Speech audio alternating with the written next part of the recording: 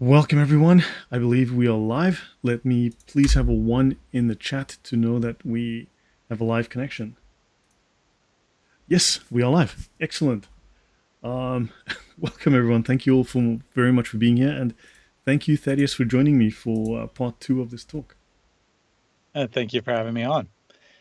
Had a lot of fun with part one. Maybe fun's not the best word considering the nature of the material, but definitely very informative. Learned a lot and looking forward to seeing what else you have in store for us.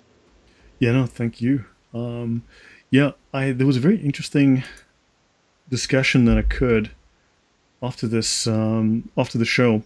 A single atheist came on and started to, instead of commenting on the actual content of the video, they started responding to individual comments by people who were commenting on the video. And it was the typical Abdul approach, because in my view, atheism is Abdulism for people with intellectual pretensions.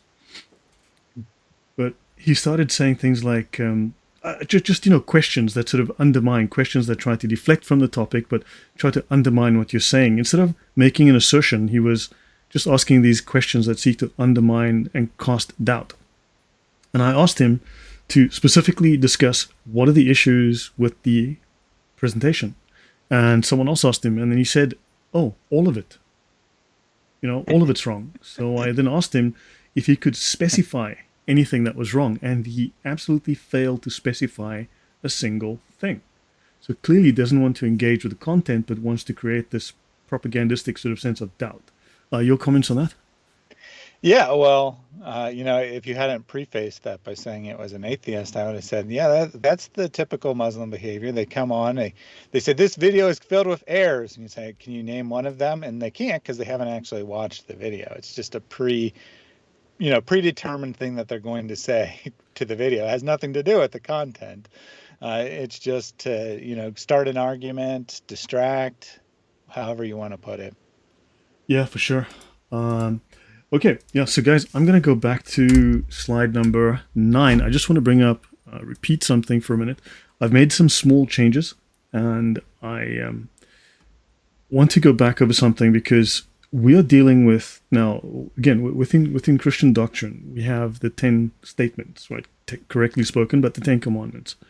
One of those is thou shalt not lie, right? Thou shalt not bear false witness. Now, this is a doctrine that is obviously, we are humans. We fail to abide 100% by these doctrines, but these are the ideals that we strive for. Now, of course, this is a standard we can be held to. Of course, atheists have doctrine as well, but even though they, as we saw yesterday with their dogma, even those who sign up to the doctrine don't necessarily agree with it, nor will they stand by it. It's not binding upon them. So no, it's not good to lie, except when you lie, it's okay because we don't actually stand by our doctrine because we don't have any values. So atheism is incoherent. But when you're dealing with demagogues, like if Hitler had to say, "I'm a, I'm a good person," would you believe him because he said so? Because he said it? If Hitler had to court the vote of the at the time very religious German public. Of course, once he gained political power, he never set foot in a church again. So these are things, politicians, you won't have to change your doctor. Nope, you won't have to, right? If you like your doctor, you can keep your doctor, right? So unfortunately, we know that these promises change after the election, and that's exactly what happened. So anyway, so let's have a look at Voltaire. I want to go back and look at Voltaire again. It's something he says, right? Now, he says, whatever you do, crush the loathsome thing. In other words, crush the church and love those who love you. And as we said, if you love those who love you, what credit is that to you? Even sinners love those who love them. And this is identical to the philosophy and theology of Islam. Am I correct, Thaddeus? Yeah, absolutely. In Islam, God Himself, Allah, only loves those who first love Him. Yeah. And there's a comment here about in the name of infallible science, we are going to be seeing exactly where science as a moral system leads us. We're going to see exactly, and this is what happened within the Soviet Union. This is what happened within the French Revolution. It happened under all of these socialist regimes that were devoutly atheist. So again, crush the superstition of Christianity, right? And he said, "You crush the loathsome thing," referring to the church, but Christianity in general. This was an expression of his love of men, of liberty, of enlightenment, and of progress, right? And okay, so notice when I got these notes, the pages that I was reading from Wikipedia and others. Now, Wikipedia, you have to be very, very careful with Wikipedia. But I saw several articles that referenced him as a deist. Now, some said nothing, and I was of the assumption he was an atheist, being that he's incredibly anti-Catholic. He was incredibly anti the Roman Catholic Church. He was incredibly anti-Christianity in general. Now, why would he say crush the church, destroy Christianity? Because being a deist is easy. You have a faceless God who has never revealed himself, so you can just possibly make that claim for the purposes of propaganda, right? So as a deist, he says he saw godlessness as weakening the sacred bonds of society because we must rally around a common flag. We need a common cause to rally around, and if we are all pulling in separate directions, you have chaos in society. You lack trust, those bonds dissolve, which is what we're seeing today. Now, on this point, so he saw godlessness as destroying the bonds of society. Now, what kind of God did the atheist and deist socialists invent? Now, that's a question that we've obviously been working to answer, but notice this quote from Voltaire. Thaddeus, if you can read this and tell me what you think. There is no God, but don't tell that to my servant, lest he murder me at night. So I kind of think of this as like, there's one atheism for the elite, the scholars, if you will, and there's a different atheism for the public, or as Voltaire would call it, deism, right? He's saying that the reality is there's no God. But if you tell the normal person that, society will break down. People will just start doing whatever they want. It'll be completely lawless. So we have to pretend otherwise. And they'll hurt me. We have to. We can't have that. Right, yeah. They'll attack me. They'll attack each other. So in the name of social order, let's just lie about it. But us elites, we know the truth. There is no God. Yeah. So thank you to one of the commenters in the chat who left that. I really appreciate that. It was really insightful. I don't have the name right now, but thank you. Now let's have a look. This scientific morality, right? So they believe that morality is derived from science, that ethics is derived from science. Now, science has nothing to say about anything other than the material. And of course, these people are materialists. They believe that humans are they're just atoms knocking together, right? Your molecules making you do things, right? Now, science is not a moral system. It measures or tests the material. But of course, scientists are now making the claim, or quote-unquote scientists are now making the claim that science is answering philosophical questions. Any comment on that, Thaddeus? Yeah, well, of course you're correct. That science, strictly speaking, just tells you facts. But there's always a scientist involved. Yes. And then comes the interpretation of said facts. And that's where the philosophy begins. That's where, you get away from strictly speaking facts and you're making conclusions that are more far-reaching, and they pretend that the two are one and the same, and they're not. Yeah. So as was said in the comments, now science doesn't say anything; scientists do. And yeah. Now Islam claims to be Abrahamic. Right. This is because Islam obviously was rejected by the Jews. The Jews checked Muhammad out. They found that he was talking nonsense. And said, sorry. And then afterwards, only much later in the development of Islam, did Muhammad come up with the assertion, the unproven assertion that Islam is Abrahamic. Atheists, in the same token, claim to be scientific. Now the question is, now understand, if you look at logic, you look at reason as defined within the Sharia, within Islam, it is strictly in conformity with the Sharia. That logic cannot step outside of the bounds of the Sharia. The Sharia limits where the logic can go. Please understand the fact that the majority of these atheists were socialist and thus they were fanatical, right? The logic cannot step outside of the bounds of their Sharia, which is their philosophy, their dialectical materialism, or whatever they want to call it today. So their logic is not that of the Logos. Understand also that Christianity is based on reason, because the word, the Logos, it also means the principle of reason. Logos God is where we get the word logic. So their logic is constrained by their Sharia, just like Islam. It's not true logic. Thaddeus? Yeah, absolutely. They they like to use this mantra that we only go where the facts lead, but as we've demonstrated, you know, that's just rhetoric. It's not the reality that every atheist, at least in practice, has on proven beliefs. And as we've seen, many times in their papers and whatnot, they're even quite openly honest about it. Like, the evidence doesn't support this position, but it will. So you should still believe me. Correct. Now, TT said that Western science is not Islam, blah, blah. We are talking about these humanist socialists, right? And socialism is quite bluntly, it's Gnostic. Therefore, it's a recursion into myth. When you get rid of logic, you don't get reason. Rather, when people have gotten rid of Christian doctrine, they didn't retreat into reason. They retreated into myth, into paganism. Now, let's have a look at Richard Dawkins again. Oh, Richard, you're back. Richard Dawkins said that belief in anything that cannot be scientifically proved, i.e., faith, for example, is one of the world's great evils. Now, here's the thing. Skinner, that we mentioned in the beginning, Skinner that said that he cannot prove his case, well, he has faith in his views. Is Dawkins going to declare him to be evil? Conversely, Mr. Dawkins does not believe in evil because Mr. Dawkins contradicts himself and says, there is at bottom no design, no purpose, no evil, no good, nothing but pitiless indifference. Thaddeus, you're the better one on logic than me. Yeah, this is a contradiction we see in atheism all the time.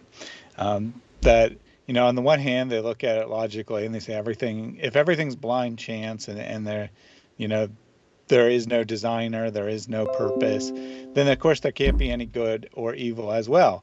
But at the same time, one of the most popular arguments against Christianity, at least in contemporary atheism, is that the Christian God is evil.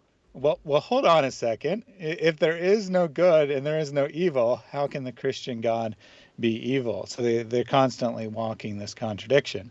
And even when it's not arguing against Christianity, they certainly live their own personal lives as if there is a difference between good and evil.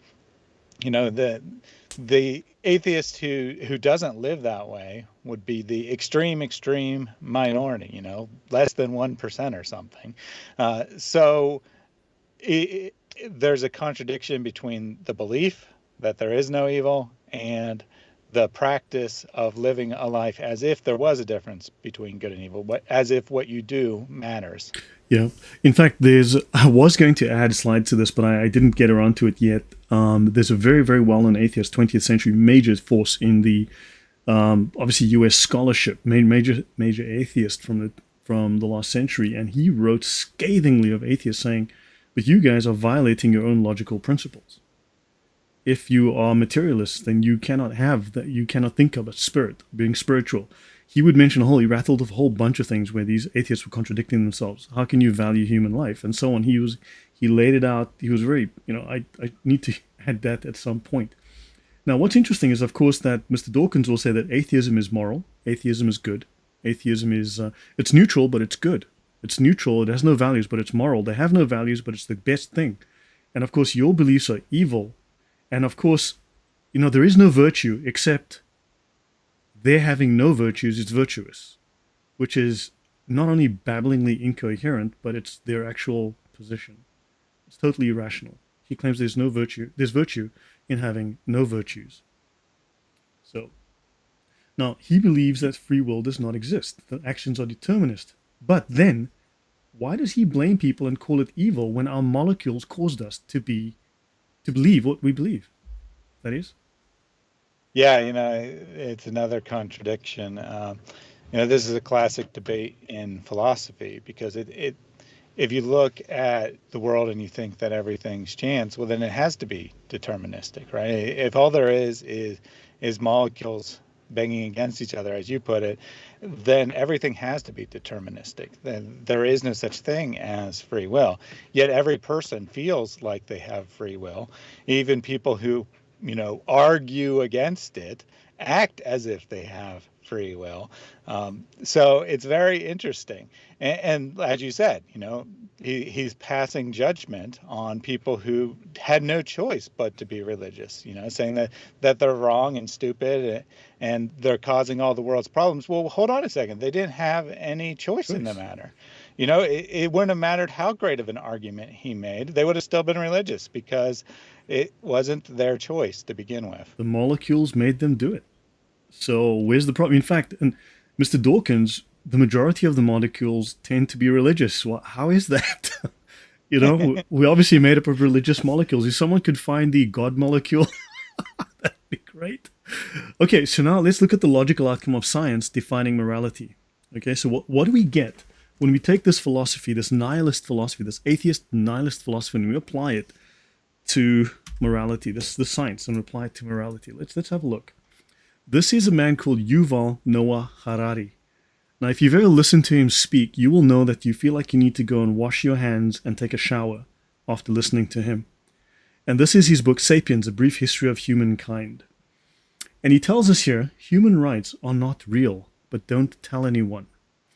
God is not real, but don't tell the servants or they'll kill us. Human rights aren't real, but don't tell anyone. I guess this might go against the US Constitution, right? But, okay, it might go against everything that leftists supposedly hold dear, but he's letting us know. He's a scientist. He's one of the priests, one of the high priests of atheism. Human rights are not real because, you see, everything's deterministic, everything's materialistic, therefore there are no rights, especially no God-given rights. So this man is either a hypocrite, a liar, or he is a totalitarian demagogue out talking propaganda. Your thoughts, that is? Well, I'm actually going to say the opposite. You said that, he's a liar.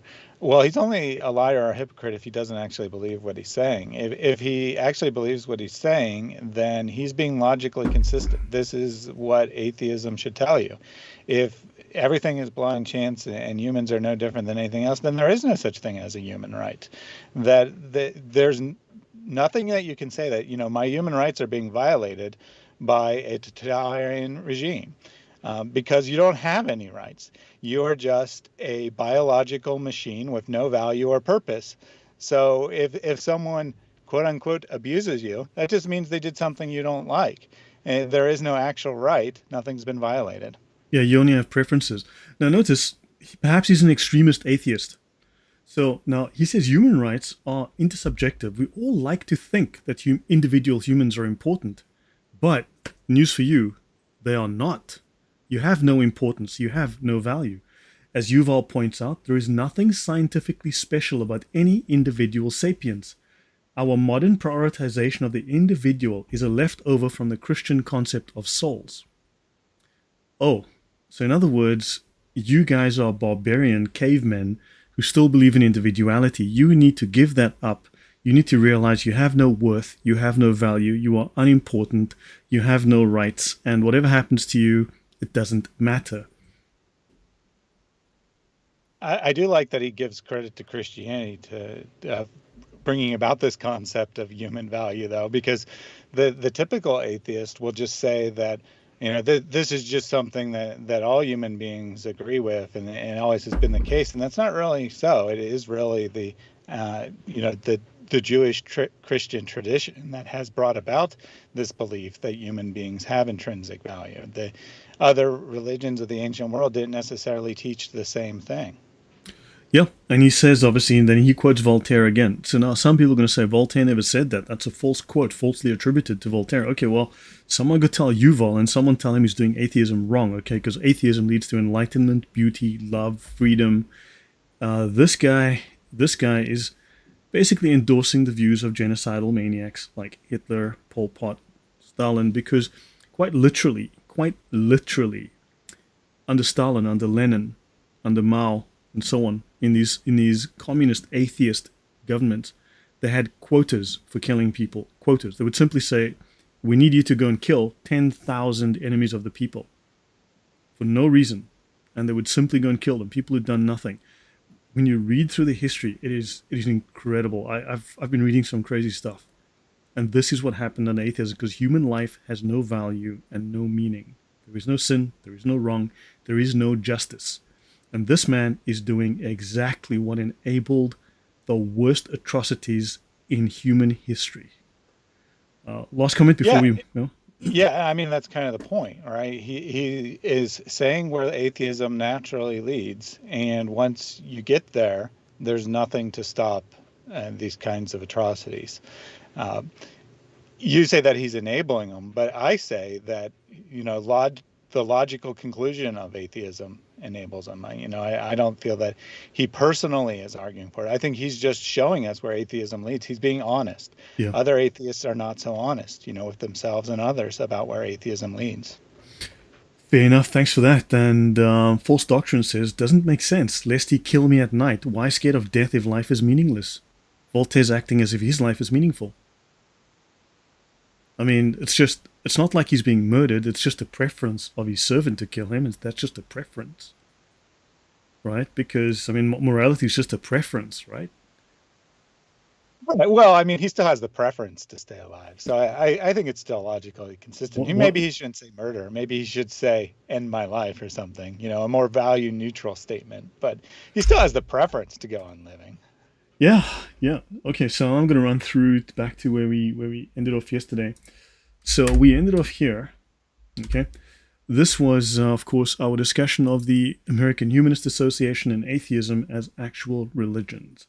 So under US government law, atheism and secular humanism, which are devoutly atheist, of course, are protected as religions and are recognized as religions and went to court to be recognized with the same protections as theistic religions.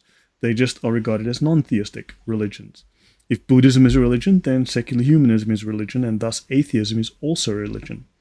So, of course, atheism is anti-religion, well, anti-Christian, but yeah. So we went through this yesterday. The government must treat atheism as favorably as theistic religion. What is true of atheism is equally true of humanism. Karl Marx was a humanist. Lenin, Stalin, Mao, Pol Pot were all humanists, just by the way. Oh, and by the way, Hideki Tojo, I went to look him up. I found some interesting information on him. He was a socialist. So the Japanese man, Hideki Tojo, the only guy that wasn't technically an atheist on that list was Hitler. So they were all socialists. All of them. Every single one was a socialist. So there you go. So recognizing secular humanism as a religion for First Amendment purposes, non-theistic ethical society qualified for tax exemption as a church, the American Humanist Association. If you go to Wikipedia, they say some Christian groups have tried to utilize, this was the Supreme Court ruling, the one prior to this, have tried to use the Supreme Court ruling as pretext to imply that atheism and secular humanism are religions. Well, it says so on the frickin' page. Yeah, they used that term for themselves in the past. They've since stopped using it, but they used it for themselves in the past, and the court agreed with them that for purposes of the law, they should be considered a religion. So, what is the problem exactly? Yeah, we're a religion. And they're a proselytizing political religion. They are a proselytizing religion. They seek converts. They seek political power. This is, again, like Islam. So treating humanism as a religion, and the prison department violated both by refusing to recognize humanism and authorize humanist dawah meetings on the same terms as theistic faiths. So humanists want their dawah too. Right? Recognize that humanism is a religion for establishment clause under, and equal protection clause purposes, and the Supreme Court has held that secular humanism is a religion. Rightio. So yes, this is, there you go. So secular humanism is a religion. Now, John Dewey, this guy's really important within the American educational system. We showed Gramsci, the Italian guy who is fundamental to CRT, right? Cultural Marxism, CRT, what's the term again? Critical race theory, and so on. Okay. And now he described humanism. Now, this guy was critical in the American school system. He took secular humanism, this religion, and he basically forced it on the American school system. We'll have a brief look at that.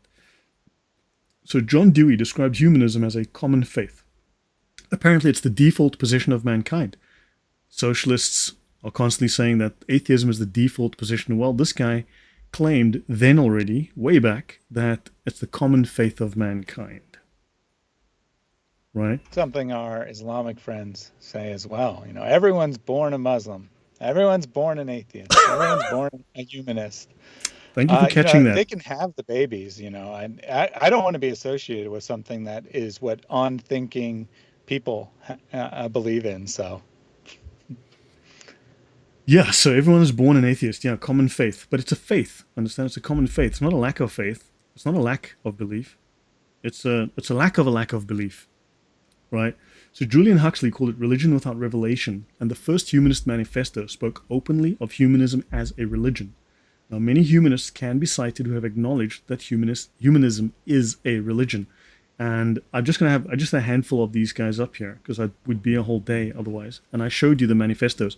Shall we do the manifestos again, Thaddeus? Yeah, let's go ahead and bring that up. Nicholas, Right welcome. Of the other Checking stream, in from Switzerland. Okay, great. Yeah, sorry. Yeah, it's right at the end of the other stream. So rather than force someone to go back and see the very end of that if they were unable to catch it.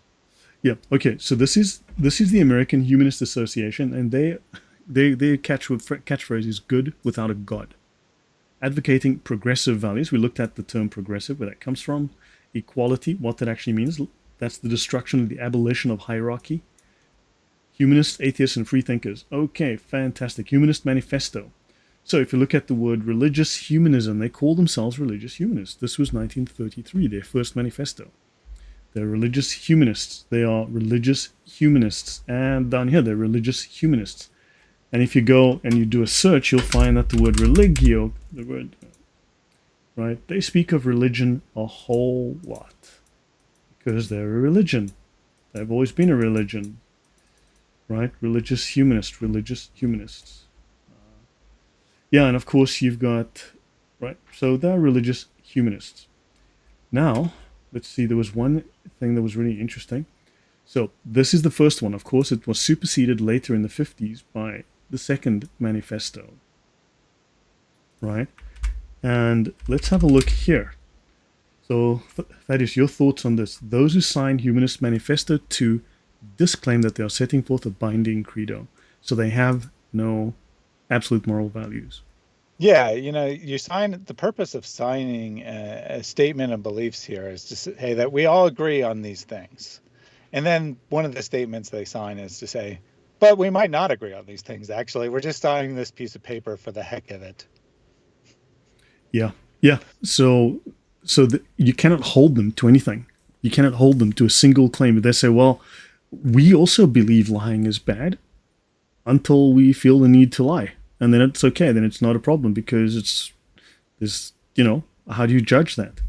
So understand that they need to show me where in their manifesto it shows us that this is bad. Oh, there's something, I'll get to that. There was another page I wanted to mention, something from the Bible that very clearly shows the hypocrisy in it and how it's actually spoken of very clearly within the Bible, as in the behavior that they are displaying. Let's have a look at this word credo again. These affirmations are not a final credo or dogma, but an expression of a living and growing faith. This is 1973. Sorry, my bad. So this is the new manifesto from 1973. And then later on, they were like, oopsie, we're calling ourselves religion. That's bad. So then they had to change the propaganda. But of course, they are legally a religion. Yeah. And I don't think they went back to the Supreme Court and said, please remove our non-profit status. We are no longer a religion. Yeah. Oh, yeah. Because they still have a non-profit status. They still do. They're still technically, as the court stated, registered as a church. So the Church of Atheism. Welcome, brothers. Fellowship of Religious Humanists. Yes, exactly. Because it's not a religion. So false doctrines. Don't go calling it a religion because it's not a religion. I know that they call themselves, but these are not real humanists. Understand? These are not proper Muslims.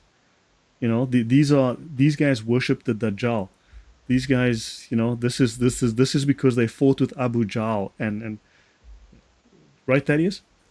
Yeah, I guess so.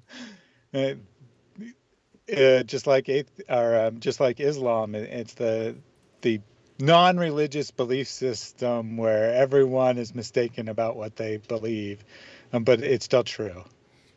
Yep, yep. Church of Atheism. That's that's not halal. Yes, but it's the fact. It's a simple fact. I mean, oh, by the way, I wanted to show you something very interesting. Sam Harris says he wouldn't care if Hunter Biden had corpses of children in his basement. I mean, Sam Harris, I don't know, he must have torpedoed his career by making that statement. Now, let's have a look here. Sam Harris, not much of a neuroscientist. He brands himself as a neuroscientist. We can read on his website that he's a neuroscientist, philosopher, blah, blah, blah, blah, blah, blah, blah, blah, blah. Okay? However, notice here, I just wanted to mention this. So this guy, this is a scientific, so this is like a journalist who went and had a look at Sam Harris in detail, and he said, so he's only put out 2 papers, sort of, with some minor roles in collaboration. So Sam Harris is not a published neuroscientist. He hasn't done any neuroscience work. He's only collaborated in a minor sense on a couple of papers. And he says, I agree, by the usual standard of having a degree, Sam Harris is a neuroscientist. By the standard of actually doing neuroscience, he was hardly a neuroscientist to begin with and hasn't been doing much science for years. His PhD was funded by his own non-profit set up for this purpose. It seems then that he almost bought himself a PhD degree. He funded it himself, got others to do a lot of the work, and did the absolute minimum to get the degree. He is no expert scientist and scarcely a scientist at all, but he has a talent for making podcasts. Just thought I'd put that out there. You know, this reminds me of a certain figure very popular in the Islamic world. I think his name starts with a Z. Maybe Zakir Naik, the medical doctor who has never seen a patient in his life. Yes. So this is the article is it's Kierkegaard.substack.com. So you guys, I mean, take it for what it's worth. And of course, Hunter Biden could literally have had the corpses of children in his basement. I would not have cared. So yeah, he's a medical doctor. Yeah. So yeah, just thought I'd let you guys know about that. And Sam Harris, the prominent atheist and liberal podcaster, defended Twitter's censorship of the New York Post's Hunter Biden laptop report. He admitted the censorship was absolutely a conspiracy to prevent Donald Trump from winning re-election. And Hunter Biden could literally have had the corpses of children. So he defended censorship. He defended conspiracy. So, I mean, yeah, this is Sam Harris. He approves of media misinforming voters to stop Trump. So this is a guy who works on reason, right? So he's... Well, you know, the end justifies the means, I guess. That is actually in the Sharia. That is an actual ruling from the Sharia. So yeah, just wanted to... That's... Okay, now, the first Humanist Manifesto spoke openly of humanism as a religion. Many humanists can be cited who acknowledge that it is, and as we've seen, the courts... They defended it in the courts. They are a religion. Claiming that humanism was the new religion was trendy for at least 100 years, perhaps beginning in 1875 with the publication of The Religion of Humanity by Octavius Brooks Frothingham, son of the distinguished Unitarian clergyman Nathaniel Langdon Frothingham, pastor of the First Unitarian Church of Boston. So let me see. So this guy started The Religion of Humanity. And in the 1950s, humanists sought and obtained tax-exempt status as religious organizations. Even the Supreme Court spoke in '61 of secular humanism as religion. It was a struggle to get atheism accepted as a religion, but it happened. From 1962 to 1980, this was not a controversial issue. Yeah. And then they changed their minds. Yeah. Then they changed their minds. It's crazy. But this was the norm. Okay, so now, then Christians began to challenge the establishment of religion, which secular humanism in public schools represented, because they were now forcing Christianity out, and they were then forcing themselves in, right? They used the same tactic atheists had used to challenge prayer and Bible reading under Establishment Clause of the First Amendment. So with the ACLU involved and the question being controversial, secular humanists then completely reversed their strategy. And they claim that humanism is not at all religious, but scientific and based on reason, right? We've seen that this whole based on reason thing means sexual licentiousness, means debauchery. Now, secular humanists and humanistic courts have admitted and set precedent that humanism is religion. It is the position, the legal position is humanism is religion. They now claim humanism is not religion in order to avoid problems under the Establishment Clause of the First Amendment. The problem is the legal precedent's already set. Your thoughts? Yeah, well, I mean, it's ironic that they first appealed to the First Amendment religious freedom clause to say that you can't explicitly teach Christianity, and you can't give it preference, you can't fire for someone for not being a Christian, et cetera, et cetera. And then they turn around and say, now that we have enough power to enforce our beliefs on the education system, oh, well, we're not a religion anymore. Yeah, very convenient, right? Yeah, it's like Islam. It's like when you're, do not be peaceful to the unbelievers when you are uppermost. So now this is Julian Huxley. So he wrote a book, no, he wrote an article, a very famous article in the Humanist magazine, 62, The Coming New Religion of Humanism. So his brother is Aldous Huxley. Aldous Huxley has a long black history, apparently, according to his name. And he wrote of a humanist-based religion that must redefine divinity.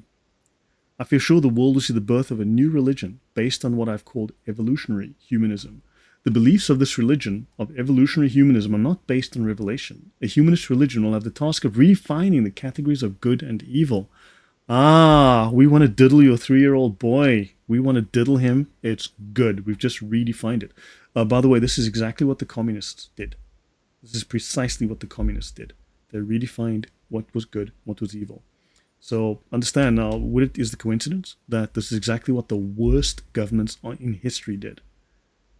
And a humanist religion will, like the ancient Greeks, oh, he's appealing to the pagans now, stress excellence. It'll go further than the Greek principle of moderation and will make psychological integration and total wholeness. I will be one with the universe. I will find myself. An essential aim, and in some sense, the equivalent of the state of salvation in Christian terminology. They will bring you salvation. From what? Yeah, well, you gotta make salvation in this life so that you have no need to seek after anything else. Yeah. False doctrines, yes, because he asked, am I hearing you correctly? Atheism is following the stages of jihad. Yeah, pretty much, because they are both socialist. They're both Gnostic. So, yes, they share a great deal of overlap. Yeah, so he was a evolutionary biologist, a eugenicist, and of course a globalist. Died in 1975. So yeah, they will give you, because they realize they need to give people something very much akin to what the Christian church gives them. They cannot abolish the church. They need to co-opt the church and corrupt it, invert it for their own purposes. That is what they're doing. Now, John Dewey. So this is a book called The Messianic Character of American Education. And here he is talking about socialists. Okay, this is John Dewey here. He is talking, this is a guy called Mann, he's talking about some crazy, crazy secular humanists who want to indoctrinate your kids. His views on philosophy and education flowed from his naturalistic worldview, in other words, materialistic. He replaced Christianity with a religion of his own called secular humanism, which he described as follows in A Common Faith. Here are all the elements for a religious faith that shall not be confined to sect, class, or race. Such a faith has always been the common faith of mankind. We were all born like this. It remains for us to make it explicit and militant. So we need to enforce it on others. He rejected God and God's word as central to education and replaced them with secular humanism. So this man took over the American school system. Democracy was Dewey's God, and the state school, his church. He taught that education centered on the child instead of God. In other words, indoctrinate the child. The child becomes the sun about which the appliances of education revolve. He's the center about which they are organized, the school and society. So, your thoughts, Thaddeus? Well, on that first part there, everyone's born into atheism or secular humanism, but then everyone leaves it for some reason, but we got to bring them back by force. Just replace the word secular humanism with Islam. Statement works perfectly. And then this last part here, the child becomes the sun. They become the center of the universe. It's all about the individual. It's all about me. Well, let's have a look further. This is another copy, the same book, a different cover, same book.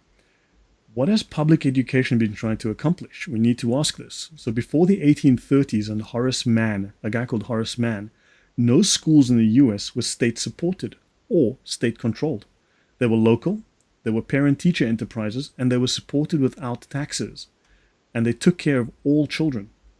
However, they were remarkably high in standard and were Christian. Don't forget, during the American Civil War, right, people read and wrote at a far higher standard than university students in America today. Right? The level of ability to read and write. If you read letters from the Civil War, I mean, good grief. The language those people used was amazing. And people graduate from high school today. I mean, what 70% of US high school graduates are illiterate? So I mean, not technically speaking. functionally illiterate, they're called. Yeah, well, I'm not sure about that. I mean, not technically, but the standard of writing definitely has taken a huge hit. And along this lines, of the top 200 universities, not exact figure, there is an exact figure, but of the top 200 universities, like 198 were founded as explicitly Christian universities, teaching Christian principles, teaching the Bible. And then nowadays it's like, two are still like explicitly Christian or something like that. Yeah, that's really sad though. That's really sad. Guys, since we are here, please like, Sharia, and subscribe. Right? That'll be great. Really appreciate it. There's like 5 million people in watching, and there's only like 44 likes. So I'd appreciate one or two more. That'll be nice. Yeah. So yeah.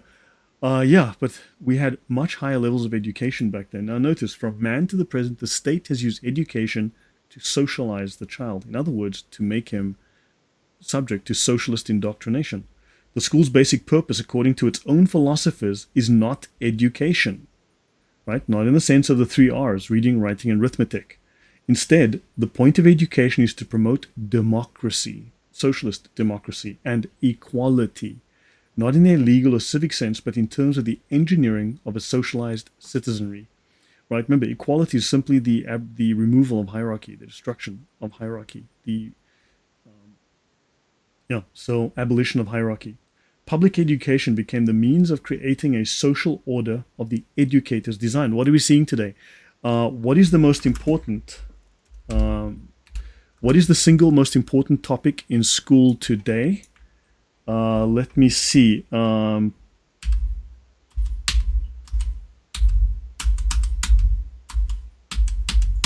This seems to be the most important topic in school today, right? This seems to be very, very critical to school education, especially for 3-year-olds.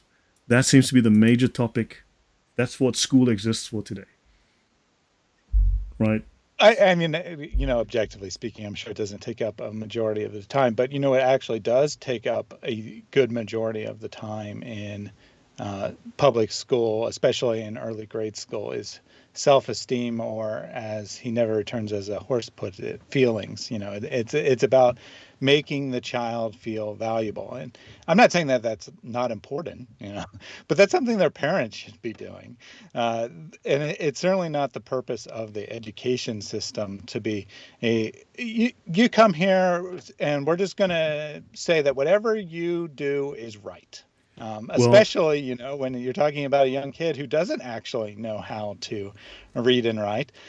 Teachers are instructed not to correct the kid. He writes the wrong word, he misspells things. Don't correct him. That might hurt his self-esteem. He'll learn it on his own eventually. And it's just total nonsense. Yeah, man, there's something I just want to find, but actually, let me just find an article that I thought would be very, very interesting.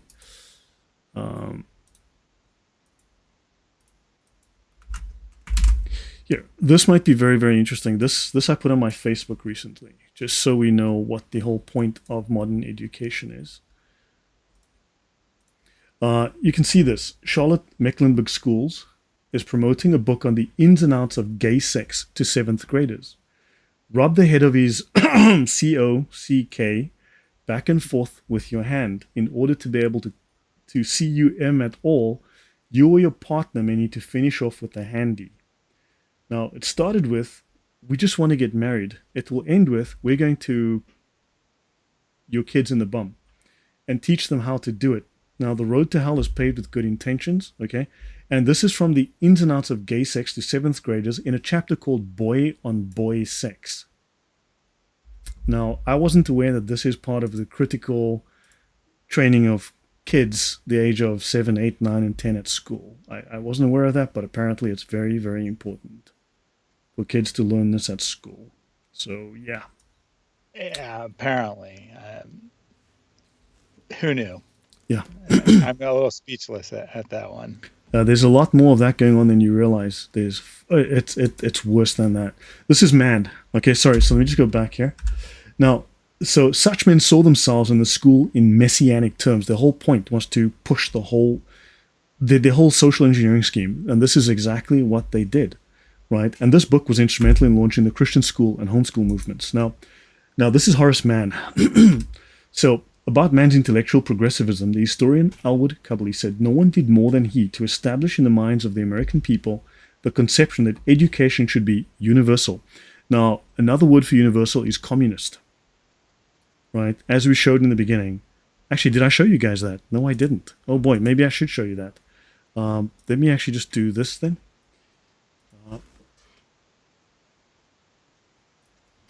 Okay, now let me show you guys something that you may not be aware of right now. Have a look at this. Okay, now before the conspiracy theorists go nuts, I'm not interested in hearing your stories about the Catholic Church. Communism, from Latin communis, common, meaning universal. Remember, they modeled themselves after the Catholic Church. They wanted to become the universal religion. So when they say universal, they mean communist. Everyone thinks that communism means whatever you think it means. No, it means universal. It's a copy. It's literally a ripoff of the Catholic Church. They want to be the universal Catholic religion. That's exactly what they want to be. So let's go back here to Horace Mann. So, education should be universal, non-sectarian, in other words, non-Christian, because education at that time was heavily Christian. It should be free, and that its aims should be social efficiency, civic virtue. In other words, those same virtues that Richard Dawkins talks about, those secular humanist virtues, and character. Build the kind of personality, program them to have the character and the personality that you want as a social engineer, rather than mere learning or the advancement of sectarian ends. In other words, no Christian ends, and it's not about education, it's about indoctrination and control. Your thoughts, Thaddeus? Oh, they're being honest. It's all about the ends. I mean, it makes sense, right? If you don't have any real moral principles, you have stated ones, but you don't have any that are actually true and objective. Well, then the only thing you can judge by is what the outcome is. Yeah. Now, this is the Old Deluder Satan Act of 1647. As an example, Massachusetts passed the Old Deluder Satan Act in 1647, laying the basis for public schools in America. Oh my golly, Christians founded the public school system in America. Oh, good grief. The Puritans valued literacy highly. They believed all individuals should be able to read and interpret the Bible for themselves. Shocking. In 1642, Massachusetts had required parents to ensure their children's ability to read, and 5 years later, the state mandated community schooling. Act required towns to support teachers for their children, and the religious basis of the act was explicit. The act stated its intention was to thwart the old deluder Satan in his goal to keep men from the knowledge of the scriptures. And Horace Mann and Dewey and all these other guys are very, very interested in keeping men from the knowledge of the scriptures. Yeah, very interesting. Very interesting. That the one thing that they don't want to have taught is Christianity, almost like it's specifically anti-Christian. One would come to that conclusion, wouldn't you, Thaddeus? Wouldn't you just come to that conclusion? Nicholas says, thank you. As usual, the main criticism of Lloyd's presentations would be that they are too extensive. There's a lot of information in this and the previous episode. People do tell me, I don't know how to dumb these things down. I honestly don't know. How do I dumb it down? How do I make it into a 5 minute sort of how? I mean, Thaddeus, is it possible? Or maybe I just, I don't know. I just see all of Yeah, these well, I mean, connections. I don't think that, you know, he was actually criticizing, just saying that there's Yeah. so No, much no, no, no. I information. know. I'm not saying it's a criticism. I'm just saying, how do I, is it possible to present this, in a Mickey Mouse fashion? I don't know if it's possible. Yeah, I mean, you could make a short video, but it would lack the depth, you know, and that has purpose. You can make a short video just on one little tiny topic, and people might like that. But you know, maybe we're not all that interested in reaching people who are only interested in TikTok style arguments. Yeah. So this is, I mean, look, we need to go back to the history. So thank you, Nicholas. That was not criticism. He says they are gold mines. Look, I spend a lot of time on these things. This is not 5 minutes of work. Believe me. This was, I've been busy. I know I haven't been online, but man, I've been researching. This is 2 years of research you're looking at here. Okay. Now I'm not saying that I've been collecting data for a couple of years now, and recently, a couple of months back, I said, it's time I dive into this. It's not that I've got nothing to say about Islam, but I've said basically everything that kind of needs to be said. I think I've done that's kind of done. I need to finish a few things, granted, but I have to do 2 slides per video. This call, yeah. Okay, so notice those who signed the Humanist Manifesto disclaim that they are setting forth a binding credo. Wouldn't that be abrogation? That is Well, I guess so. That you know, Human Manifesto 2 abrogated Human Manifesto 1. one, and it was abrogated by Human Manifesto 3, and then anything they say is abrogated by what they say tomorrow.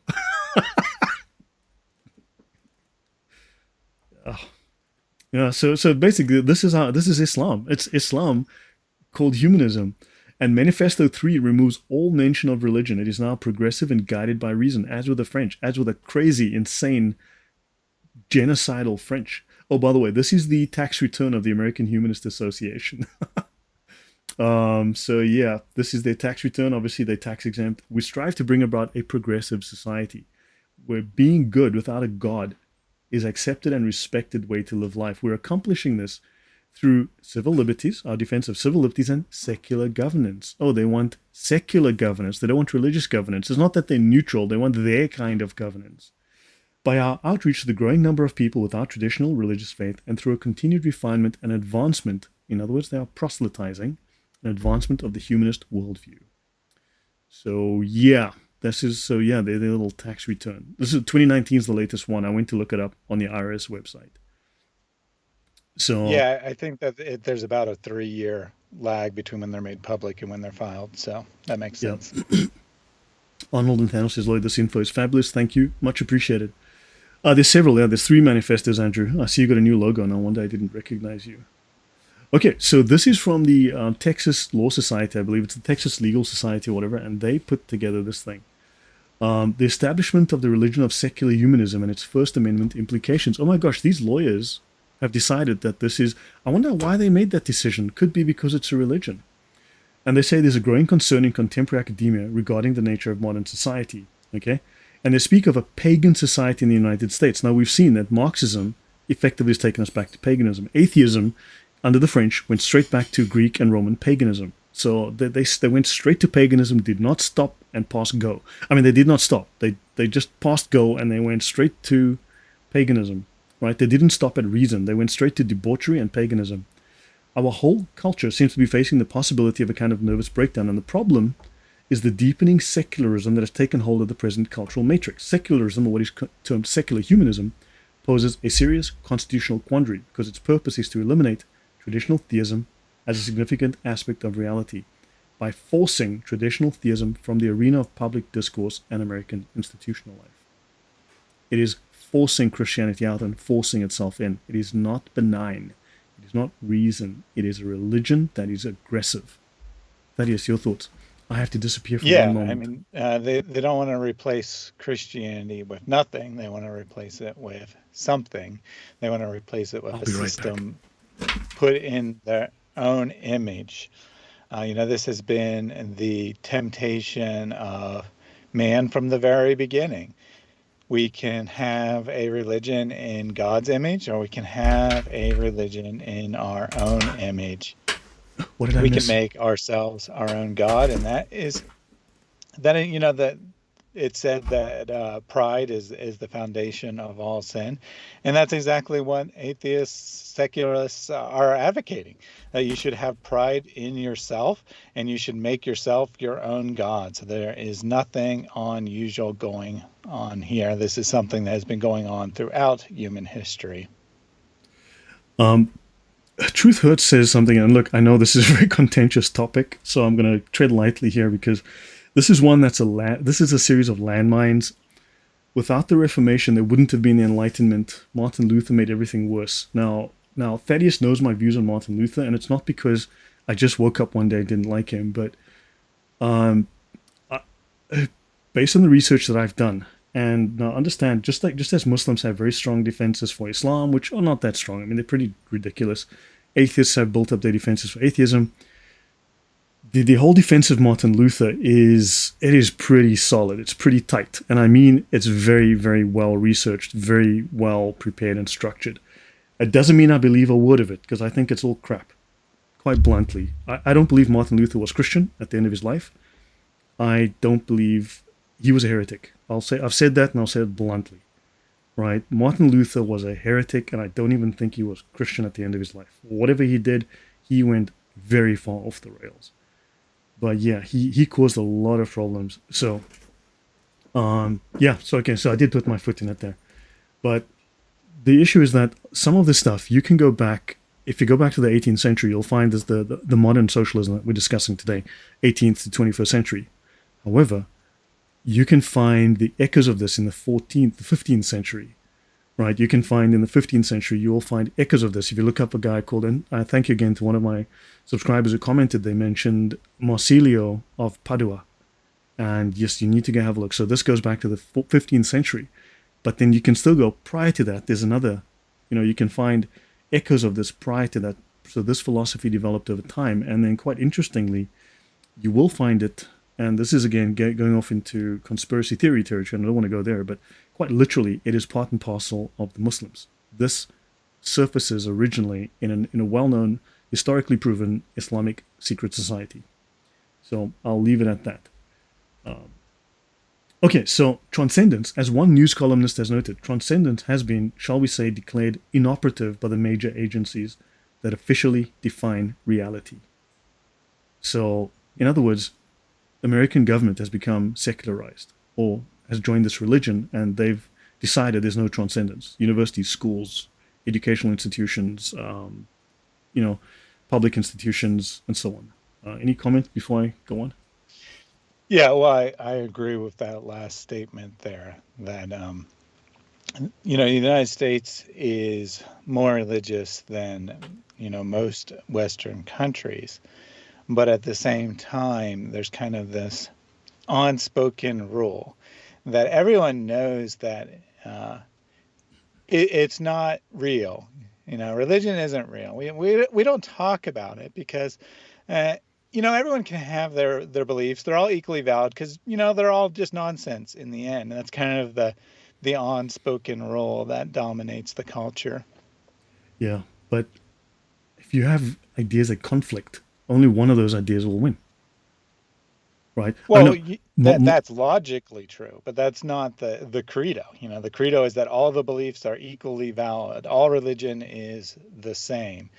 And the unstated part of that is they're all the same because they're all false and only atheism is true. Ha ha ha. Exactly. Actually, that's a very, very good point. That's a very good point. Yeah, someone mentioned the Saudis sending billions to universities. I have a couple of shows on that. I have like 3 or 4 videos on that, Protestant Believer. I have 3 or 4 shows on that. You can watch them. They're extremely detailed breakdown, financial breakdown, utilizing US government financial records and others, showing exactly the amount of money that we can trace, that the Saudis, the Qataris, the Iranians, and others are putting into. Just look up the Arab lobby. Just search for on my channel, the Arab lobby. You'll find that they are pouring a lot of money. And in fact, we only know Yes, that's all covered, Andrew Martin. That's all detailed in my discussion. It's a very detailed breakdown using the financial records that I could access, and we know that that's at least probably only half, if not less, than the actual number. The numbers are much higher than are reported. Okay, so the historical and traditional definition of religion from the same paper. The religion of the First Amendment is traditional theism. That's Christianity, and in particular Christianity. Justin Joseph Story, a leading Unitarian of his time who served on the Supreme Court, said, "At the time of the adoption of the Constitution and the First Amendment, the general, if not the universal sentiment in America was that Christianity ought to receive encouragement from the state so far as was not incompatible with the private rights of conscience and the freedom of worship." So in other words, America was founded with a Christian constitution. It's a Christian state. An attempt to level all religions and to make it a matter of state policy to hold all in utter indifference would have created universal disapprobation, if not universal indignation. In other words, America cannot treat other religions that are not Christian on equal playing field because you're a Christian country. That was the standing view, and they had to change this view. Now, I need to mention Hitler, for instance, did not abolish the Constitution of Germany. Germany still had the same constitution. He violated every single law in it. He went roughshod over it. He absolutely didn't follow it, but he never abolished the Constitution. So in other words, the Constitution is still there, but these people are by no means obeying the Constitution by the letter or the spirit. Thaddeus, your thoughts before I go on? Yeah, I mean, it's certainly true that when the founders spoke of religious freedom, they really meant that one Christian denomination would be not preferred over another. Arguably, they only even meant Protestant Christian denominations. Arguably, they didn't even include Catholicism. And they certainly weren't thinking of, Islam or Buddhism or atheism or secular humanism or anything like that. Yeah, no, exactly. So, and those are not considered the same. So the final one is, thus the First Amendment was not meant to prevent the establishment of Christianity as a religion. Understand, this is the original, this is going back to the early church fathers of the Constitution, to coin a phrase, but to prevent one Christian denomination from dominating the others. So in other words, Christianity was seen as a dominant religion, as the established religion. However, it did mean that all Christian denominations, which then possibly may include Catholicism, Thaddeus, would all have, no one would be dominant, no one would push anyone out. Of course, the secularists are now doing exactly that. The framers had no intention of eradicating traditional theism. Of course, the secular humanists have exactly that aim in mind by the First Amendment, because to them religion entailed the relationship of man to a supreme being. James Madison termed religion as the duty which we owe to our Creator and the manner of discharging it. Madison, as well as the majority of the founders, was a theist. Now, when they say theist, that doesn't mean deist. Now, in fact, what is the book, which biblical book is the most commonly quoted by all of the founders? Anyone know? They all quote the Bible quite liberally. And I believe the main book, the book that is quoted the most, I could be wrong here, I could remember this wrong, I don't have the notes, but I did find this, was the book of Leviticus. It's a legal book, right? It's a legal text. So I believe they all quoted the book of Leviticus the most. And I don't know which New Testament book they quoted the most within their writings, but they quoted the Bible quite liberally. So, yeah. So the framers. That's actually quite interesting, right? That they're turning to the Bible to establish U.S. law, as evidenced by the quoting of Leviticus, and yet today we're told, they were basically atheists. They were very secular. Yes. They didn't believe in religion. Yeah, I know. They definitely weren't founding the country as a Christian state. Correct. Very interesting. And it says here, the framers never intended a complete separation of church and state, because that is not in the U.S. Constitution. Separation of church and state is not in the Constitution.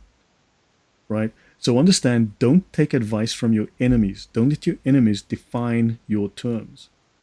Right? There was someone in the chat earlier that said, in the comments in the previous video, and said, Jesus didn't do X, therefore I don't do X. Well, Jesus didn't go to the airport and fly on a plane either. So therefore, what are you doing flying on a plane? Jesus didn't use credit cards. Jesus didn't fill his car with gas. Right?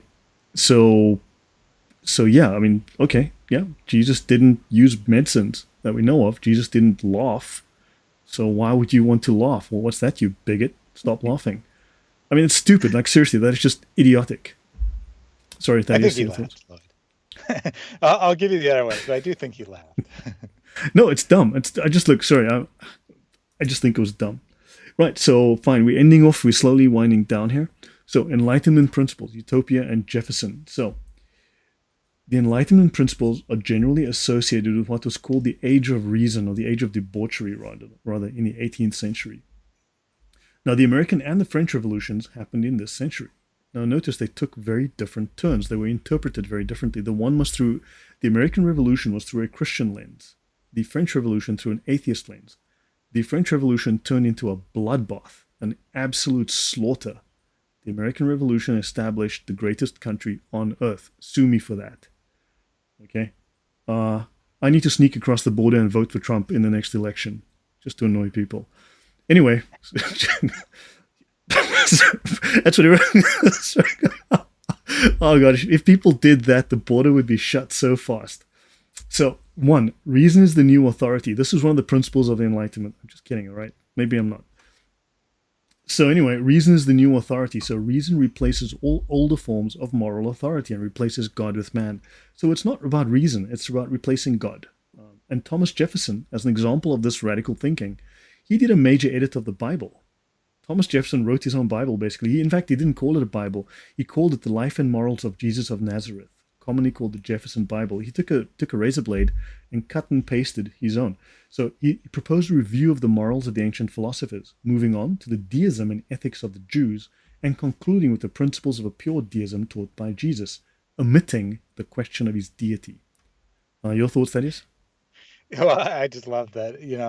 He removes all the words of Jesus he doesn't like, and removes all the working of miracles and the resurrection. And then he says, and what I have left is the pure deism taught by Jesus. Who taught this exactly? Was that you who made Jesus teach this, or was it what Jesus actually taught? I just thought that was too Yeah. humorous. But it's actually exactly what the Muslims do, right? They take the Bible and they remove all the parts they don't like, and they say this is the real Jesus. Whatever small percentage that we can distort to look like Islam, that's the true Jesus, and everything else you just ignore that, and you just take your razor blade and you remove that from the Bible. Yeah, no. And there's another famous Protestant reformer that also did that. I don't want to mention any names. Right, so now this was completed in 1820 by cutting and pasting with a razor and then gluing sections from the New Testament. And his work excludes all miracles by Jesus and most mentions of the supernatural, including sections of the four Gospels that contain the resurrection and passages that portray Jesus as divine. And this was his interpretation of what he termed the Christian system, which makes it into a very mechanical sort of political process or a system. I don't know. It just kind of makes it very secular, I guess, rather than an actual religion. Your thought, that is, Yeah, I don't have anything to add there. Yeah. So he did want to print it, I believe, but then at the last minute he changed his mind or something. There was something about that. So now, remember, all of these utopians are building the perfect world, right? All people are basically good. That's their claim. Well, Christianity says, look, all people, they don't say people are evil. That is not the Christian claim. Guys, can you give me one moment? Thaddeus, if you can just, I'll be 20 seconds. I'll be with you right now. Yep, no worries. So we have they want to get rid of the claim that all people are basically good. I mean, sorry, they want to have this without any basis, they get rid of the religious foundation to it, but still say that all people are basically good. And this is what we see in atheism over and over today, that most atheists assert that humans have intrinsic value. Where do they get that from? Well, nowhere. And it's just a first principle. You can't question it because it's assumption that is unsupported and unsupportable, I might add. There is nothing in atheism that would allow you to conclude people are basically good, but you need that.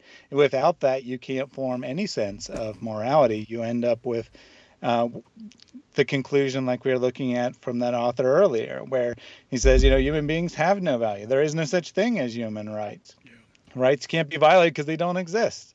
So you start with a first principle that human beings are good, and you just pretend that it's true, even though you have no reason to believe it's true.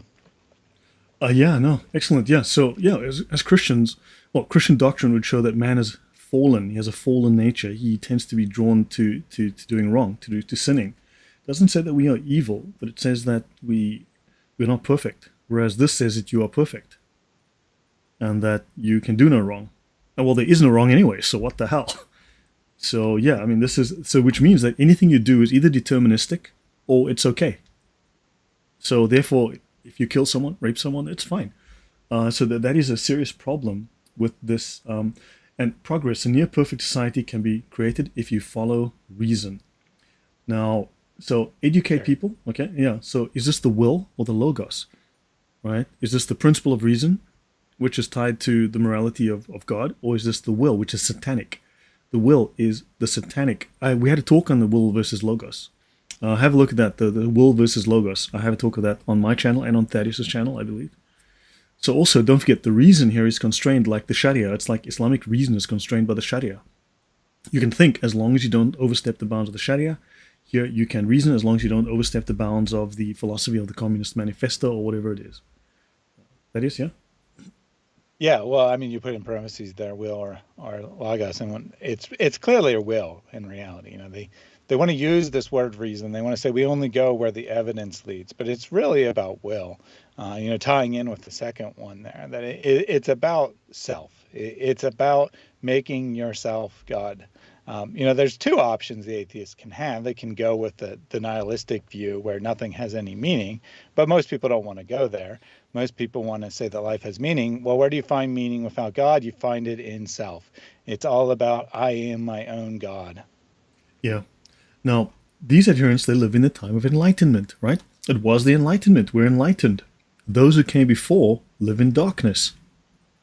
This is a direct parallel with the Islamic Jahiliyyah. Those who came before Islam are in the Jahiliyyah, right? So, whereas Muslims are living in the Enlightenment, because that was the Islamic Enlightenment, effectively speaking, right? So remember, Jahiliyyah is not the time of ignorance, it is the condition of ignorance, right? It's not an era, a time that's in the past, it's now. If you're not a Muslim, you are in the Jahiliyyah, you are in the condition of ignorance. So yeah, so this is what they believe, like Muslims. The perfect society should be free from monarchy, which it deems an artificial form of imposed political control that claims divine authority. Enlightenment seeks equality of people. Right now, of course, we've got the French, the Russian, and the American revolutions, which had three very different outcomes.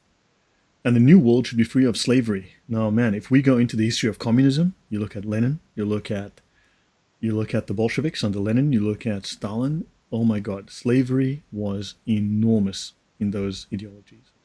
And of course, no one should own anyone else, except that is exact. You became a slave under atheist socialist regimes. That is the norm. And of course, they believe you need to get rid of Christianity. When they say organized religion, they really mean just Christianity as a means to perfect society. Religion requires belief in things that cannot be established by reason. Of course, things that cannot be established by reason are, by their definitions, evil. That's what Richard Dawkins said. What cannot be established by reason is by default evil. Of course, he doesn't believe in evil, but you're evil anyway.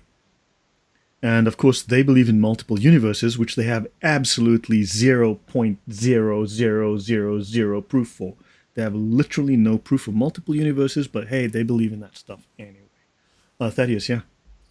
Well, a quick point on the multiverse first. When I was growing up, coming of age as a teenager 20 plus years ago, it was common in atheist literature to make fun of the idea of a multiverse, saying that this was sheer desperation for someone to appeal to it. Now it's pretty popular. It seems that they've reached the state of sheer desperation where you have to go to an unprovable assumption to make your theories work. Very Yeah. interesting. And of course, they But want what I to get rid really of the wanted Big to point out Bang. here, Sorry, yeah, sorry. what I really wanted to point out here, our Kitsun said exactly, we are sinners by default. That's why only the God-man could be the blameless sacrifice for us. I think that's a really good point, that there's a reason that the individual is elevated. There's a reason that the individual is said to be basically good, because if you're basically good, then you don't need any external savior. You are your own savior. It's directly designed to replace Christ. Yeah, greater love hath no man than this, that he laid down his life for his friends, which means that Jesus considers you his friends, right? If you think of it in that sense, greater love hath no man than this, that he laid down his life for others. So yeah, this is someone who paid the ultimate price for you, so you don't have to. So yeah, that's just a very different view of the world than a nihilist, dead end worldview with nothing. Right? Someone who loves you and cares about you and wants the best for you versus a complete nihilist dead end with no meaning. That's hollow and arid. So yeah. So yeah, the spirit of Gnosticism, Malcolm, is pretty much atheist. Now, from deism to humanism, this is all Marxism and atheism. Now, let's have a look. Deism is the fourth principle of the Enlightenment. There's a God who created the world, but then he got lost somewhere, fell over, bumped his head and passed out cold, and hasn't been seen since. Right? Pretty much like your grandfather with Alzheimer's who walked out the door, took a bus, and no one has seen him since 1942. Right? Pretty much like that. So the world was made to operate on natural laws which rule out miracles. And the creator does not interfere with the creation, which is the Gnostic monad. It's just Gnosticism dressed up with nice words. So, yeah, final thoughts, that is? Yeah, well, I mean, it's interesting. The first three principles you might expect, but then the fourth principle is deism, and you say, well, how does that fit in? Because they want to give you a god. They realize they need to give you a fig leaf of something. Yeah. Yeah, I was gonna say you explained that pretty well. That it's a God that doesn't really matter, or it's the God that protects you from being murdered in your sleep. Yeah. Well, think of it. They're willing to believe in a literal multiplicity, an infinity of universes, and they have difficulty believing in one God. Just so they don't have to believe in a single God, we've got to believe in an infinity of universes that no one's got any evidence for. So. Yeah, so this is basically, I think deism is a cop-out. I think it's a cop-out, basically. That's what it looks like. So the principles of Marxism, so as we wind down, class struggle is the driving force of history, okay? Now this duality, of course, says now, this is the bourgeoisie, and having a family means you're part of the bourgeois class, which means that you are a nasty, evil person, right? According to this atheist socialist idea. Atheism is integral. There is no God. God was created by humans, by human elites. Organized religion was designed by elites to keep people under control. So let me see. Hold on. This is Marx talking. This is every atheist talking. So every atheist must by default be a Marxist. Because if you're keeping company with Hitler, if you're keeping company with Stalin, Marx, I mean, hold on. I mean, is that a problem, Thaddeus? Or is that just atheism for you? I mean yeah. So we needed to distinguish between, how people would think of themselves and how their actions would be seen in practice. So certainly many atheists today, I don't have a percentage, but many atheists today would absolutely say that Marxism is bad and whatnot. Say, I'm definitely not a communist. I don't believe in socialism, whatever. Then on the other hand, you say, well, what do your beliefs allow for? What do your beliefs enable? And they absolutely enable the most vicious communist regime to ever have existed, is completely compatible with any atheist view, whether they say they believe in communism or not. Yeah, isn't that? Or as you put it in the previous slide, is that the atheist is the useful idiot to the communist. Correct. They're enabling the communist cause. They're part of the communist revolution by default. By, maybe not by commission, but by omission or whatever, but they are certainly enabling the communist cause. Right? I mean, if they were an active communist, they'd be doing the very same thing. But they're not a communist, but yet they're doing the same thing as the active communist. What's the difference? What's the difference? Very little. Because I mean, if you have a magnet that is attracted to one and clicks on one that is pushed by another magnet because of opposite poles, are you less under the control of the other magnet because you're doing the opposite? No, you're still very much under control of the other magnet. You're still, right? So, Yeah, Marxism is scientific socialism. Now, don't forget, socialism was created as a form of Christianity. Just like Jefferson's version of the Bible, this was the socialist form of Christianity. Don't remember, it was scientific Christianity. This is Christianity improved with science. That is effectively what it is. It is scientific Christianity. We're going to make it better, because we're here for you, buddy. So that's what they're doing. So Marxism is scientific socialism. It practices scientific atheism. Now, don't forget, atheists today practice scientific atheism. Marx and Lenin, well, they practiced scientific atheism. They wrote about it. Scientific atheism. They had militant atheists. Well, we have militant atheists today. Richard Dawkins advocates for militant atheism. So did Marx. So did Lenin. So did Stalin. So I don't know. I mean, so did Voltaire. And then we ended up having genocides in every single case. So now Marx's form of socialism is superior due to its scientific implementation and research. You see, this is how what made Marx superior. And he's not speculating about what may happen. His claims are inevitability. You see, Marx's claims were inevitable. He could not be wrong. It's like those Islamic scholars that the hand of Allah is over the group and the scholars cannot be wrong. The Mujtahids Mutlaq. They are absolute scholars. They cannot be wrong. While Marx's claims were absolutely correct. They were going to be proven right. That is. Yeah, well, take it away from Marx personally and just say, science's claims are inevitable. Science can't be proven wrong. It's funny how you throw this word science in front of anything and somehow it becomes more credible. Scientific atheism, scientific socialism, the science of hadith. That proves that that Islam is true. The science of hadith established that these are legitimate hadith, and we can see this in various other ways as well.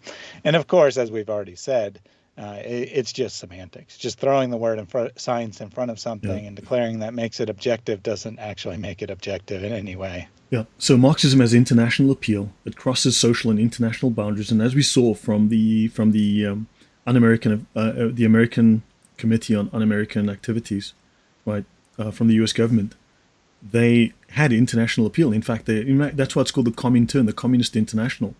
The Nazis, that is national communism, right? These guys were, the Comintern is international communism. That was Stalin, communism for the world. Whereas the Nazis were race-based. They had race-based socialism, right? Race-based communism. So this was communism for the nation, specifically the Aryan race, the German race, the pure German race. So this was international communism versus national communism. That's all it was. So, and of course they appealed to the churches. They said that a wide appeal to the churches. They'd actively solicited, conversion within churches into communism. They cross social and international boundaries, and allegiance is to class, not country. This implies patriotism is verboten.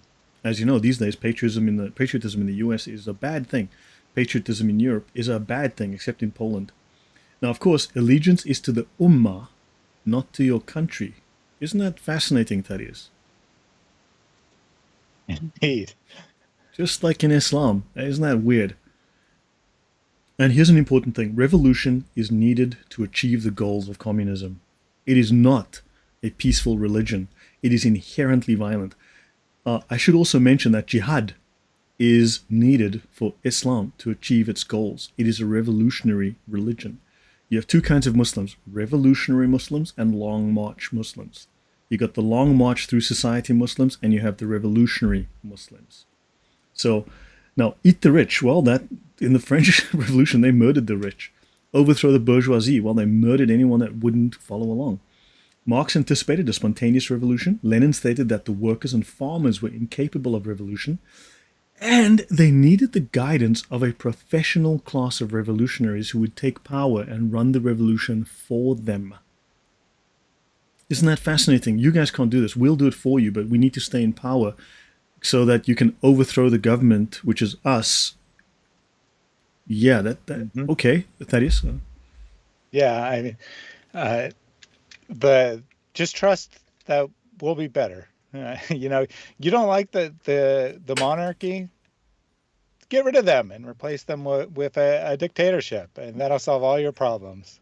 Because, see, we're the benevolent dictatorship. we'll disappear when we're no longer needed. Of course, we know in practice that never happens. The Soviets were under the control of the Communist Party, waiting for that day when they'd be no longer needed for 70 years until the new revolution to overthrow the communist government. So it seems very convenient. Yeah. No, you'll see that actually comes up. Oh, good grief. Sorry, I made a wrong mistake here. Let me fix this. Okay, that's better. Oopsie. Okay, so let's look at mandatory poverty, right? You just want to, one of the outcomes of these wonderful ideas that they want to force down your throat. There's a Soviet joke, and again, thank you to someone in the comments. I really appreciate it. There's a Soviet joke that goes, the Christians only preached the advantages of poverty. The communists enforced them. I think that's brilliant. Okay, and Karl Marx, as you know, said shortages will be equally distributed among the poor. Okay, maybe I made that one up, but okay, it's still true. Okay, I might have invented it, but it's still true. So notice, we've got a couple of examples of a country that was split in two, into a Soviet state and a Western state, right? Western style state. And North Korea, South Korea, and West Germany and East Germany, right? Now, this is the level of development in North Korea. Now, the 5 richest people in South Korea produce more money, have more money than the entire country of North Korea. Than the paradise, the utopia of North Korea produces less money than just the 5 richest people in North Korea alone. Okay, so this is the level of development here, North Korea versus South Korea. Your thoughts, Thaddeus? Yeah, well, I mean, this map drives it home, but the astronauts will tell you that people say in space there's no borders, but that's not true. There is one border, and that's the border between South and North Korea. That's quite apparent from space. Yeah, you can very clearly see the difference in development, the poverty. Now, this is the invisible wall between East and West Germany. So now, East Germany's GDP per capita was equivalent to just 43% of that of the West in 1991. Right, 43% of West Germany in 1991. So, and now in 2018, it's only 75%. It still hasn't caught up. It still has not caught up. So East Germany is still not caught up. The attitudes left behind by communism, the destructive effects, still exist today. And for instance, look at disposable income. Nicholas, you'd love Poland. It's a great place to visit. Let me know if you do come to Warsaw. So yeah, so this is, if you look at the level of income, West Germany versus East Germany, there's still, poverty is still rife there. This is not the fault of the West. This is the fault of communism. The lack of development. It takes a long time to kickstart that development. I mean, Poland's doing amazingly, incredibly. This is 2011 data, so you can see. And then finally, the German wall, the Berlin Wall, okay, that separated East and West Berlin, was called the Antifaschistische Schutzwall. It wasn't called the Berlin Wall. It was called the Anti-Fascist Protection Wall. The East Germans called it the Anti-Fascist Protection Wall to protect them from the fascists on the Western side. See? So they called this the Anti-Fascist Protection. So don't forget, you are fascists. So Antifa is not fighting fascists. Do understand this. Antifa is fighting you. Antifa sees you as the enemy. You are the fascists. Not the fascists, no, not the actual, not Mussolini and his fascists, no. You are the fascists. You are the enemy. And they built this wall to fight against the fascists. Your thoughts, Thaddeus? We're nearly done. Yeah, well, capitalism equals fascism in the mind of the East German or the radical protester today. Yeah. Okay, so Wooch. Okay, interesting, man. Do you fly through Warsaw? So, right, here's an old story.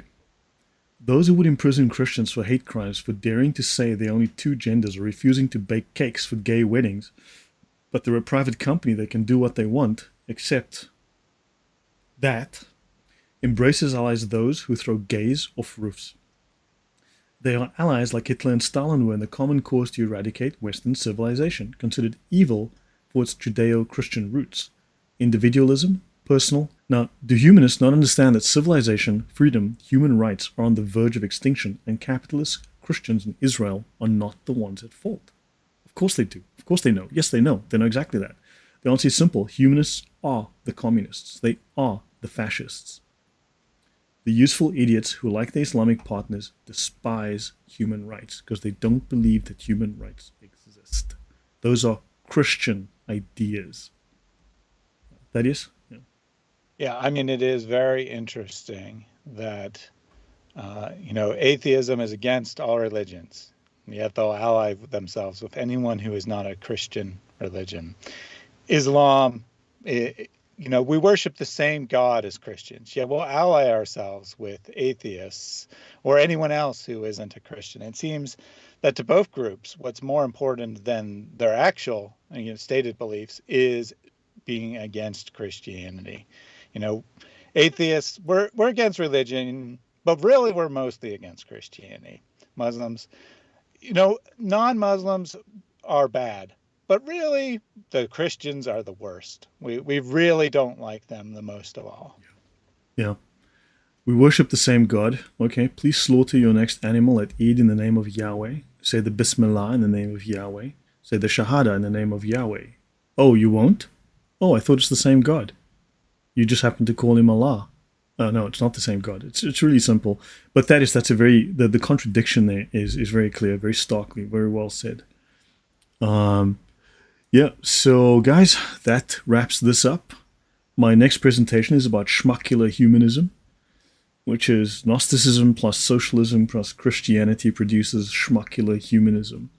So, well, actually, that's not the name, but it's actually socialism, the founding of socialism as a fake Christianity. And yeah, so yeah. Hopefully, guys, that is true. We spend a few minutes on the other presentation again, or any last words, or what should we do? Yeah, I think we can, we can call it here. I think that the main takeaway from today's presentation is that atheism, secularism, humanism, however you want to call it, is absolutely a religion. Mm-hmm. And that a lot like Islam, just to annoy TT in the chat, you guys really going to act like atheism and Islam is the same? For sure, buddy, 100%. Because you need to watch the presentation. It's a political religion. Are we saying that they're 100% identical in every teaching? No. But what are we actually saying? We're saying that they share a lot in common and that both of them are primarily against Christianity.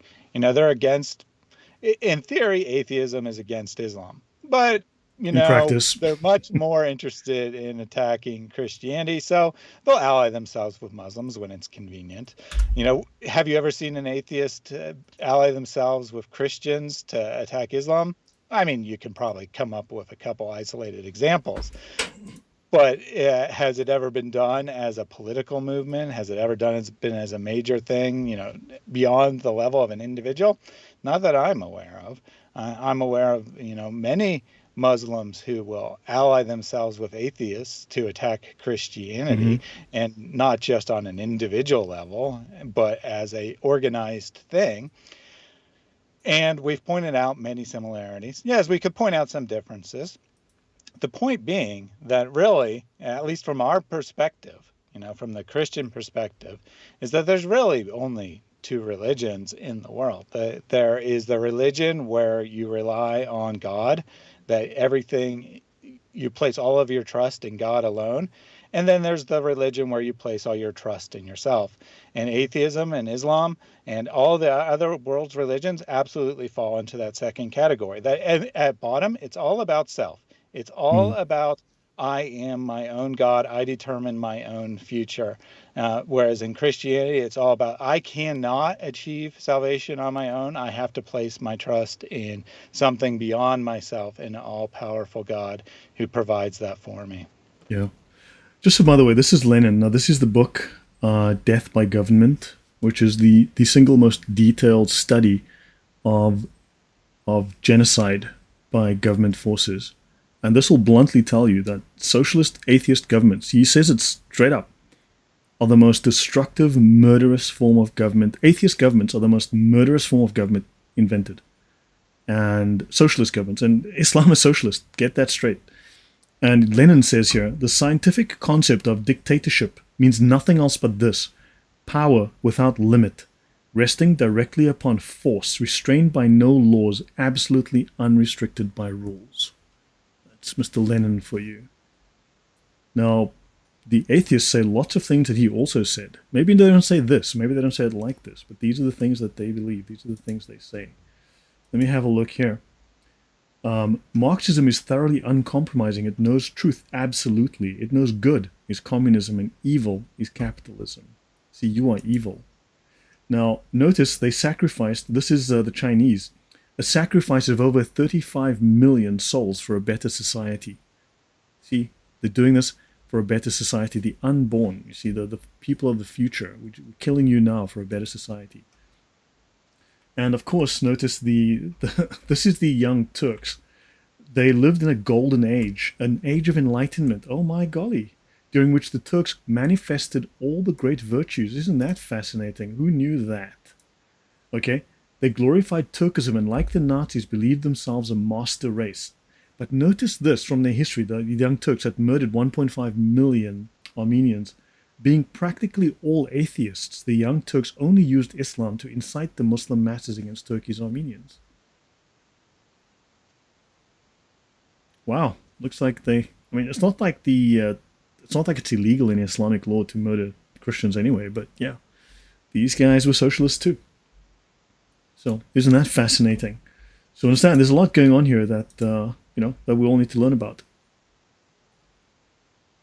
Yeah, and someone earlier asked if you would do a presentation on eugenics. I don't know if that's on your agenda, but I will Guys, yeah. say, I mean, I I will hope you don't say, think it takes 5 minutes. Please understand this stuff. yeah, yeah, This yeah. stuff can Uh, take months. Okay. But I just wanted to bring that up and say that the West, the non-communist countries absolutely are not immune to this.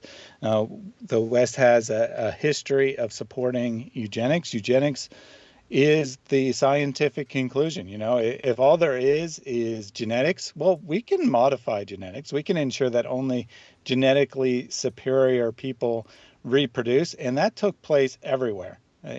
Throughout the industrialized world, there was eugenic movements. And the only thing that seemingly stopped it, and I'll explain seemingly in a second, was the realization that Hitler had used the same principles as eugenics to justify his atrocities. That's the only thing that slowed it down. But you know what? Eugenic proponents figured out that they had an alternative. If we can, if we can't prevent, inferior people from breeding, well, Abortion. what we can do is prevent inferior people from being born. Abortion replaced eugenics as the way to achieve a better human race. Doctor tells you your baby is going to have a genetic defect, you just get rid of them. Problem solved. Yeah. Yeah. So guys, hopefully this has been very helpful. You're learning something, but you realize that all of these movements are they are put forward by a spirit of evil. I don't know how else you can say that. It is evil. It is just evil. It is anti-life. It's a spirit that is anti-life. And I know there's lots of conspiracy theories, but really, it's Gnosticism was an effort to Christianize paganism, to give it a seemingly modern look. All the cool guys were becoming Christians. Well, let's take our paganism, slap a pseudo-biblical face in it, and hey, there you go, it's Gnosticism. We're just like you guys. No, it's not. And this is just paganism. These are just pagan social ideas with Gnosticism, which is myth-making, with some crazy political ideas and social ideas. Myth on top. It's all messed up. So that is, what did you get out of this? What was your takeaway? Yeah, it was a fascinating look at the history of socialism and atheism over the two episodes. Tons of material that is not familiar to me, which means I'm guessing it's not familiar to the vast majority of people. We hear about the atrocities in Christian history, And to be clear, Christians absolutely need to answer to those. We absolutely need to condemn those. But we never hear about the atrocities in atheist history, much like we never hear about the atrocities in Islamic history, Yeah. interestingly enough. And, you know, if atheists are going to say that, you know, I'm not a Christian because religion leads to war, religion causes hatred, religion causes violence and destruction, then they need to answer for the actual history of atheism, which is 100 times more violent and more filled with what would be deemed atrocities from a Christian worldview, not necessarily consistently from an atheist worldview, but the same kinds of things that atheists say Christians need to answer for in a much shorter period of time. I think at one point you pulled up the numbers and you calculated on a per year basis, Yeah. and you're like, the Inquisition killed 14 people a year. The French Revolution massacre of priests, specifically anti-religious violence, killed 5,000 people a year. And we hear about the Inquisition all the time. We rarely discuss the French Revolution at all. And if we do, it certainly never talk about the religious aspect or anti-religious aspect behind it. Yeah. No, agreed. So they need to answer for that. This is atheism. These are the actions. So look, John Q. Atheist in the comments is going to come in and tell you, but I don't believe that. Okay, that's what every Muslim says. But I don't believe that. Okay, what about the other 2 billion of you? Right? So, okay, so you don't. That's nice. That's nice. But you need to explain to the others how they all got it wrong. And how come every major atheist, I thought atheism leads to reason. How come atheism consistently leads to genocide? Consistently leads to totalitarianism, leads to oppression. And yeah, so it's like all these major atheists are doing it wrong. That's right. Okay. And again, this is the origin of socialist religion. Remember, socialism is a term coined in the 1820s. And it comes from a Frenchman, of course. And it's by a French social theorist, one of the chief founders of what he called Christian socialism. Right? It was a counterfeit Christian religion. It was effectively scientific Christianity. Not Christian Science, okay? It was scientific Christianity. And yeah, Hitler's religious views. Yeah, I have all the information. I need to put the story of Hitler, the claim that Hitler was a Christian. I need to put that into presentation format. But I have all the notes. I have all the Poland. I would say Poland's a very Christian country. Poland is officially a Christian country. It has been since 1025, if I recall. I think since 1025. Yeah, over 1,000 years now. Poland's a Christian country. It's very much homogenous and Catholic. It's very strongly Catholic. So, and church attendance is good. It's really good. I mean, churches are full, you know. So, yeah, I wouldn't want Poland to change, quite bluntly. Theocracy, no. Islam's a theocracy. Communist countries were theocracies. So, of course, it's not a theocracy. Do you see people being murdered? It's one of the safest. I can walk around at night here and I not have to worry. So, no, it's a very safe country. People actually have moral values here. See? So because people actually have Christian moral values here. They grew up with these. So, yeah, guys, let me see if there's anything fascinating here. Yeah, all of these, I mean, once you look at the... have a look at this. I want to mention, this is the guy who founded modern socialism. Okay? He said that there's a 3-stage process, a religious, a metaphysical, and finally a scientific process that would occur, through which society passed as knowledge became more common. Okay? Ethics would become a science, and Dawkins says that, Harris says that, atheists have been saying that for a couple of decades now. This idea goes back to this incredibly insane man, and now we've got Dawkins saying it. And this ethics would become a science to be calculated and defined with precision and certainty. Pull up your calculator. We're going to work out the morality of this decision. In the process, banishing conflict to the history books. Socialism would banish conflict to the history books, that is. Isn't that a great idea? Okay, someone needs to tell the socialists that. And he said, Okay, for all his uncritical worship of science, he recognized that dry rationality alone would not suffice, as did Voltaire, as did Robespierre. And he said that people needed emotions and feelings in their life. Rather than crush Christianity, he sought to replace it with a different system. And that's been the standard tactic of all of these totalitarian men.